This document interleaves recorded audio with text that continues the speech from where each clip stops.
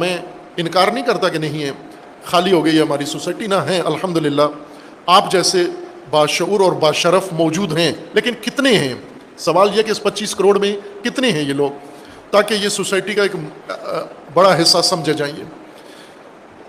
ہم جب بھی جس میدان میں دیکھیں مفاد پرستی ہے، مفاد مد نظر ہے۔ جس چیز نے ہمارے ہر شعبے کو پستی کا، گراوٹ کا شکار کر دیا، وہ مفاد پرستی ہے۔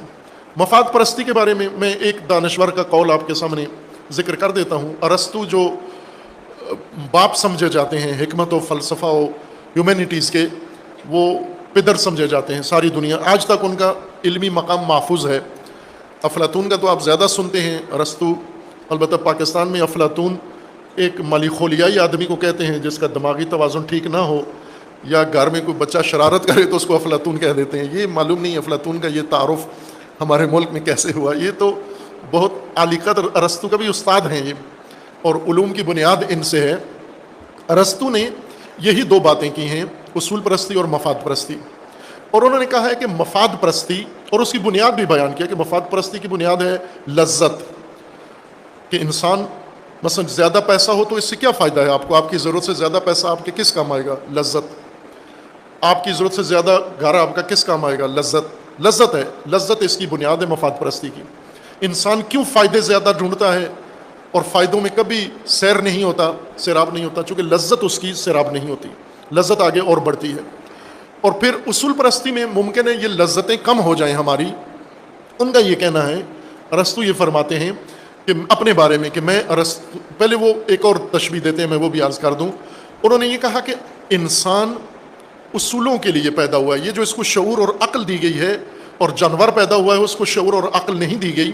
اس کی وجہ یہ ہے کہ اس جانور کی زندگی کی بنیاد لذت رکھی گئی ہے، اور انسان کی زندگی کی بنیاد اصول رکھے گئے ہیں، اس لیے یہ فرق رکھا گیا ان دونوں کے درمیان۔ اب وہ اپنے بارے میں کہتے ہیں کہ میں اگر اصول پر عمل کروں تو اصول کی خاطر مجھے بہت ساری لذتوں سے ہاتھ دھونا پڑے گا، محروم ہو جاؤں گا، اور اگر دوسری زندگی لذت والی اٹھاؤں، مفادات کی زندگی، کہ صرف مفاد دیکھوں اپنا اور کچھ بھی نہ دیکھوں، تو یہ ایک جانور کی زندگی ہو جائے گی۔ اور وہ جانور میں مثال دیتے ہیں اس کی خنزیر کی، کہ خنزیر وہ جانور ایک مثال کے طور پر، ورنہ سارے جانور ایسے ہی ہیں، کہ خنزیر ایک جانور ہے جو نمائندہ جانوروں کا لذت، اس کو صرف لذت چاہیے اور صرف مفاد چاہیے۔ تو وہ یہ کہتے ہیں کہ اگر انسان بھی لذت کا اسیر ہو جائے اور لذت کے علاوہ کچھ بھی نہ ہو تو وہ گر کے اس جانور جتنا ہو جاتا ہے، اتنا پست ہو جاتا ہے۔ تو ارسطو یہ کہتے ہیں کہ میں محروم ہوں، لیکن انسان یہ بہتر ہے کہ مجھے ساری لذتیں مل جائیں لیکن میں سمجھا جاؤں ایک جانور، بلکہ خنزیر سمجھا جاؤں۔ یعنی ایک ناراض، ناراحت، محروم، فقیر، مفلس انسان بہتر ہے ایک نعمتوں میں گرے ہوئے خنزیر سے جس کو ساری لذتیں میسر ہیں، سارے مفادات اس کو حاصل ہیں۔ وہ کہتے ہیں میں محروم رہ کر ارسطو رہنا اور انسان رہنا زیادہ پسند کرتا ہوں۔ اب یہ وہ بنیادیں ہیں، انہی کے استاد جو آپ سنتے رہتے ہیں، شوکران، وہ پیالہ زہر کا سقراط نے پیا تھا، مفاد کیا تھا اور اصول کیا تھے۔ سقراط کو ناکردہ جرم میں پکڑا گیا، جیل میں ڈال دیا گیا، جج نے سزائے موت دے دی، اور ارسطو کے شاگرد آئے جیل میں داروغے کو پیسے دے کے، تو چابی اس سے لے کر ارسطو کو جیل سے فرار کرانے کے لیے انہوں نے سارا انتظام کر لیا۔ اور جب شاگردوں نے جا کر چابی دی تو انہوں نے کہا یہ کیا ہے؟ کہا کہ چونکہ آپ بے جرم ہیں، بے قصور ہیں، اس لیے آپ کی نجات کے لیے آئے ہیں۔ تو انہوں نے کہا مجھے معلوم ہے بے قصور ہوں، لیکن مجھے قانون نے سزا دی ہے، مجھے قانون نے سزا دی ہے، اس قانون کی خاطر میں نے ساری زندگی گزاری ہے، میں نے ساری زندگی لوگوں کو اصول پرستی سکھائی ہے، اقدار اور ویلیوز کی پابندی سکھائی ہے۔ آج جب اپنی جان پر آ پڑی ہے تو میں ان ویلیوز کو چھوڑ دوں اور میں چابی استعمال کر کے رشوت والی میں اپنی جان بچا کے لے جاؤں، تو یہ تو ارسطو جانور سے بھی پست ہو جائے گا۔ اس لیے بے گناہ مرنا سقراط کو، اصول باقی رہیں، سقراط مر جائے، اس نے کہا یہ میرے لیے عزت ہے، شرف ہے، بجائے اس کے کہ اصول مٹ جائیں اور سقراط زندہ رہے۔